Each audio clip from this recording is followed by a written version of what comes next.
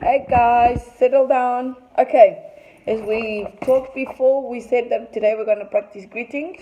So now that we've corrected our homework from our previous class, I need you to concentrate. I've handed out a list of questions, yeah, and there's a column for answers. So what we're going to be doing today is we're going to be practicing our speaking and our listening skills. How we're going to practice this is that I'm going to play you now a video where two people meet for the first time and they have a whole lot of questions to ask each other.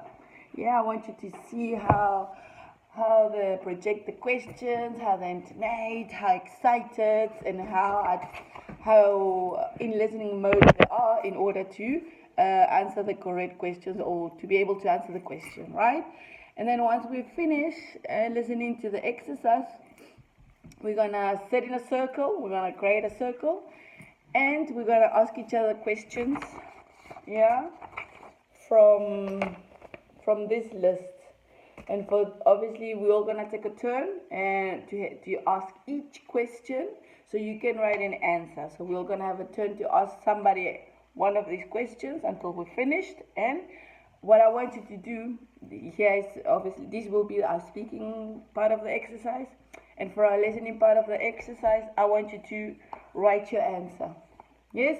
And then when we finished all asking each other questions, what I want you to do is I want you to create new questions. Yeah, I've given you blank space. Yes, so you guys can fill in. Think of nice answers because yes, we are all in Spain, but like in every big city, as we are here in Madrid, people come from everywhere in Spain. People come from Cadiz, from Seville, from Vigo, right? And you guys have a lot of beautiful traditions in your own towns, and those are really interesting to know. Yeah, so it's also interesting for you to find out. Right? Okay, good. So what are we going to be needing for today? We're going to be needing our iPad, which I have here. Yes, your exercise document, which is here. You're going to be needing a dictionary online as usual, word reference, and a video on YouTube. Yeah, so while we're doing this, obviously it's for us to increase vocabulary while we practice speaking and listening skills, right? It's super interesting to know about people. And obviously when we are learning a language, yes, and we're learning English in this case for traveling purposes, it's great to be able to have questions and to be able to understand the answers, because the world is big and people have many ways of answering your question. I mean, what do you like eating meat? I'm from Argentina and I love eating asado. Do you enjoy eating meat?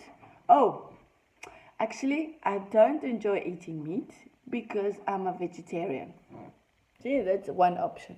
So what I'm trying to say with this exercise is that besides asking the usual questions, where you're from, what you do, and all that, you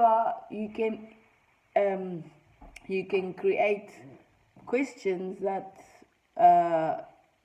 questions as they come along. For example, now I've been answered that the person doesn't eat meat, so I'm gonna ask her, oh, okay, that's interesting, and tell me, when it's Christmas, what do you eat for Christmas? And when it's Easter, what are your dishes? And what do you do when there's no option for a vegetarian meal in a restaurant? Do you just stay and do you order a drink? Or do you just say to your friends, listen guys, I'll meet you when you're finished? Yeah, so you see, asking questions about people is infinitive. There's a million possibilities, right? So it's wonderful to have this skill. It's wonderful to have a speaking skill and how to create an answer, and it's awesome to be able to understand. Sometimes we acquire more listening than speaking. Yes, my mom, for example, when we moved to South Africa, she was 45 years old. She decided that she wasn't going to learn English because she had me to translate, which right now, being at that age, I think it was a big mistake, of course. But yeah, with time, she did develop a listening skill. Why? Because she's there. Her world is in English. Even if she doesn't speak English that well, yes, she has acquired the listening skill. Not as good as a person that has put in effort to learn the language, but look, she's there. 30 years down the line, she has acquired some type of skill. So let's start with, I'll ask you questions. Yeah, I want you to pay attention to the intonation. And then, okay, if you can, take down notes. All right, so I'm going to first ask you questions and then we're going to watch the video. Right, okay, so